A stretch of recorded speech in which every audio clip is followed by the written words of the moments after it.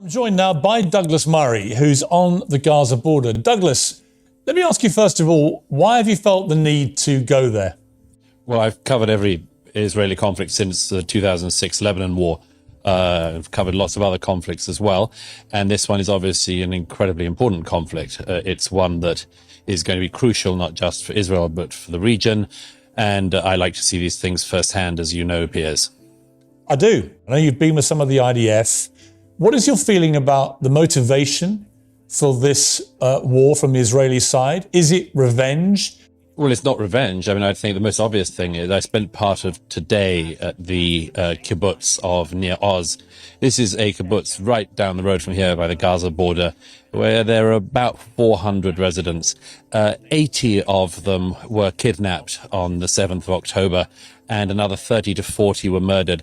And I went through the remains of their houses, saw all the blood-spattered walls, and went through the charred remains of that village, that community.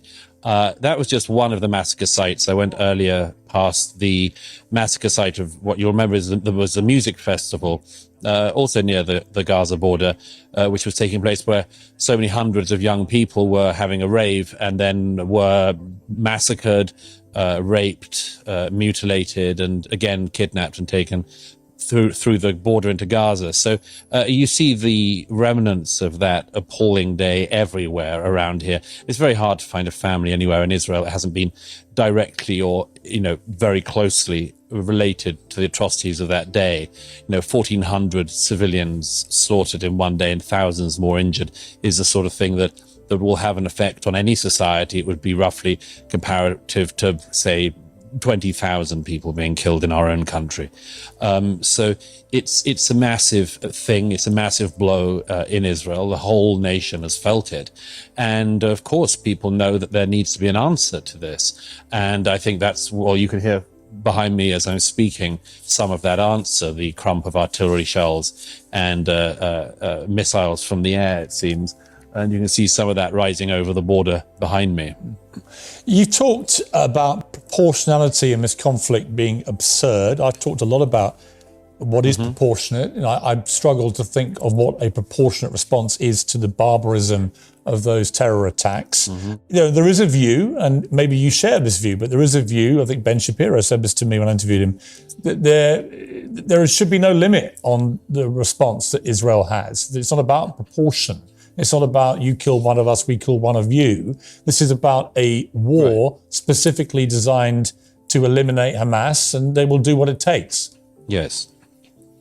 Well, I mean, remember that one of the heads of Hamas said only a few days ago from the comfort of his foreign residence, because remember, the heads of Hamas don't live among their peoples. They've been made billionaires by taking in international aid for years now.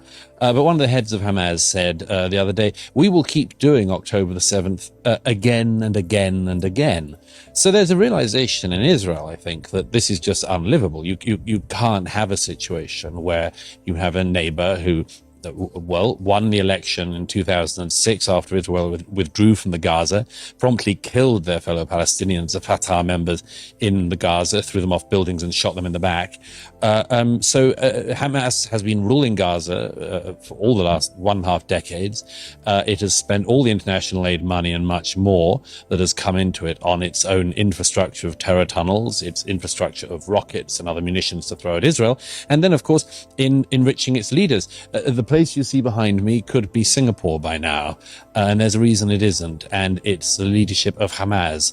And so, I think that it is something that people have to realize, that this is not a situation which is sustainable for Israel.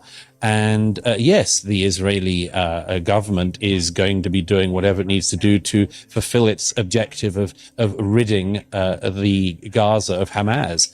How easy or difficult a job that is another question, but it's something that is going on as we speak.